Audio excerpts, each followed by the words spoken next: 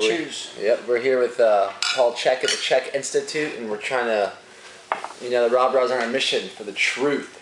And we're here because we think Paul here can shed some light on things that have been a mystery for us and some of our friends and fans and followers. I'll quote Laird Hamilton right off the bat. I love Laird. I said, I was interviewing Laird one time, and I said, Laird, what's your idea of God? Laird said, the truth.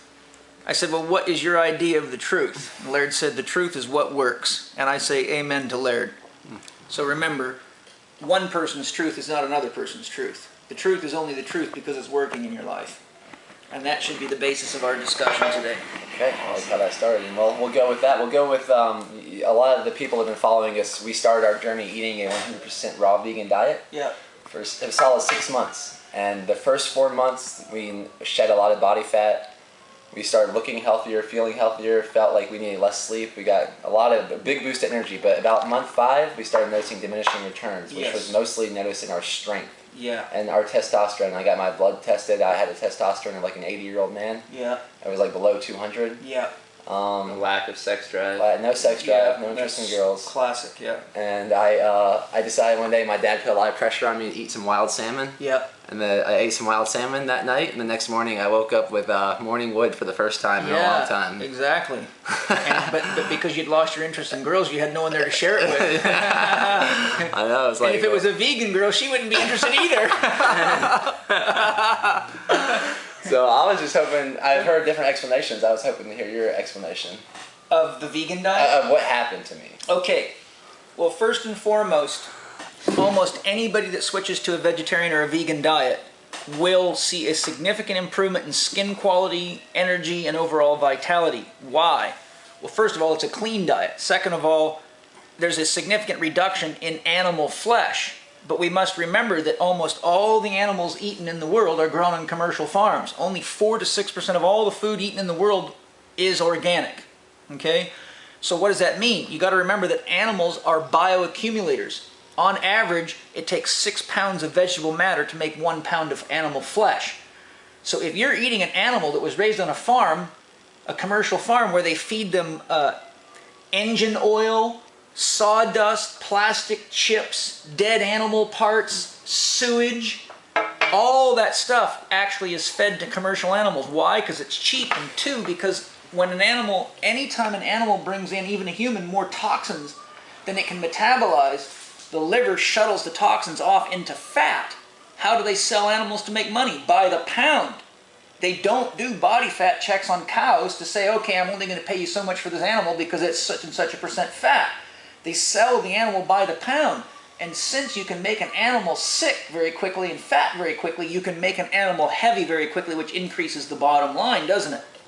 So most of the people that are getting all these benefits from vegetarian and vegan diets don't realize actually what they're getting is the benefits of detoxification. And because when you stop eating meat and you go on one of those diets, you naturally are forced into more variety, because how many people can just eat beans all day, right? So the next thing you know, you're eating salads and you're eating a wide variety of vegetables, which means you're getting a large variety of nutritional resources, which allows your body to extract what it needs from the plant and bring your baseline levels of nutrition, particularly plant nutrition, which most people are low on, up to optimal levels. So brain function improves, detoxification capacity improves, and even your sexual function can improve if your level of toxicity was suppressing your normal androgens due to the fact that a sick body is a tired body. Okay? So once you reach the point at where the therapeutic benefits of the diet have achieved, but you're now going into protein deficiency, you cannot make androgens, because androgens are made first from cholesterol, and your primary source of cholesterol is animal flesh. And you also have to have proteins to make androgens. So the 2 primary building blocks of all androgenic hormones are fat, cholesterol, and protein. If a person does not have a very healthy digestive system, they cannot extract protein out of the fiber in plants, because in plants, protein is woven into fiber, which, as I said earlier, is why cows and ruminant animals have very long digestive system. A cow has 5 stomachs, so it can ferment protein out of fiber. So what happens is there's usually a a tipping point where all of a sudden a person's vitality begins to drop, which is exactly what you described. That would be easy to circumvent. If you would have seen me and told me that you wanted to get vital and get healthy without losing your sex drive, I would have taught you how to adjust your dietary intake on a day-to-day, meal-to-meal basis based on exactly what your body needs, not what somebody else tells you.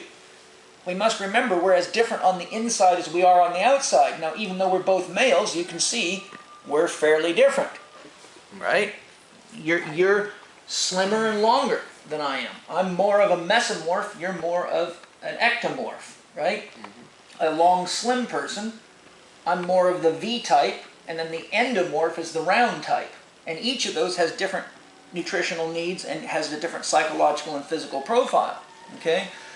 So, body typing, genetics, environment all play a critical role in determining what your nutrient needs are from day to day, moment to moment. For example, you have this body type, but if I take you in the gym and give you 10 sets of 10 in the deadlift, you're going to be wanting to eat every piece of animal flesh that walks in front of you for 48 hours in order to restore all that flesh and bring your hormone levels back up so you have enough healing power. But if I leave you on a vegetarian diet, it'll take you days and days to recover from that same workout, and you actually start losing flesh because the hormones that you have could be all it takes just to repair your body to baseline, not enough to build you back up. So you see people going on these diets as athletes and they start losing muscle mass, and as you said, their sex drive drops down because they don't have enough androgen or androgen resources in order to meet the requirements of repairing the body and grow to meet the demands of the environment, i.e. your next workout, right? So the real secret is never to have a fixation on any diet and always to be open to experiencing the side effects, positive or negative, of the diet. So the positive side effect was you may have gained some mental clarity, your skin might have gotten better, and you might have felt better overall. But as you saw, there was a tipping point. The negative is if you were a professional athlete, you would notice fairly quickly you're not recovering from exercise as fast, that you're going into an overtraining syndrome, and that can lead to adrenal exhaustion, which leads to psychological problems. And if you want proof of the psychological problems that come with being a vegetarian, I can show you how to figure that out real quick. Walk into any vegetarian health food store, tap someone on the shoulder that works there and say, "Could you please show me where to find the bacon?" And you will probably get attacked. "Bacon? What are you talking about? This is a vegetarian store. I can't even believe you'd ask for that here."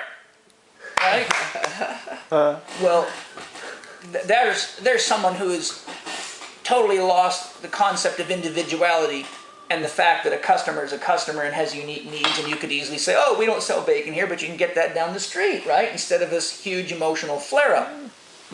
So, in essence then, in a nutshell, what I've said is that the main reason vegetarian and vegan diets have such a good rap is because people feel so much better on them, but instead of the idea that it's bad to eat animals being the driving force, what it really should be is it's bad to eat sick animals, and it's bad to eat animals that have been raised inhumanely, and it's bad to eat more animal flesh than is good for your genetic needs. But the key point that I want to point out here is, as I said to you guys earlier, the human being is the only creature on the planet that can ultimately make changes in our planet or in our environment or in our culture for the better. So if a person's eating a vegetarian or a vegan diet and it's making them tired and they're losing vitality, then to that degree their capacity to make change in the world is also going down, isn't it?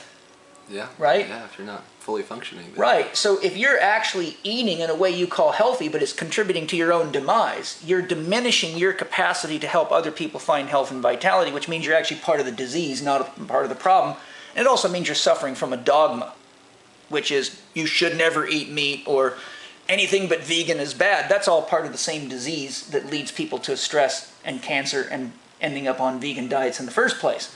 It's far better to just have a much more holistic, open-minded philosophy and what is the best thing for me to achieve my potential as a human being, because when I'm happy and healthy, I'm also most capable of loving, and when I'm most capable of loving, I'm most capable of creating effectively, And when I'm most capable of creating effectively, I'm the most conscious I can be, and therefore I have the greatest potential to help myself and others in the world achieve that same state of well-being. To me, that's really the whole point of being conscious with what we eat. And then